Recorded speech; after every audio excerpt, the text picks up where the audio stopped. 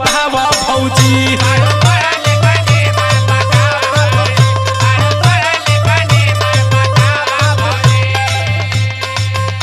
किशन बबुआ बोलो भौजी। हमार माई बाबू हई है कुल का सवाल जवाब करे बदे ना पढ़ौले हुआ सुन ला। हमार डिग्री दूसर बा। का डिग्री बता? हम तो के का बताई कौन कौन फालतू फालतू बात पूछत बा के सिखौला सा तो के? अरे कोई सिखैल है ना बा। बतावा बतावा। लगा तो तोरे संगे बेहया के संगे महा बेहया बने के होई है ना? ठीक बा बतावा। तो सुना बतावा। होखेला साड़ी चोली के ऊपर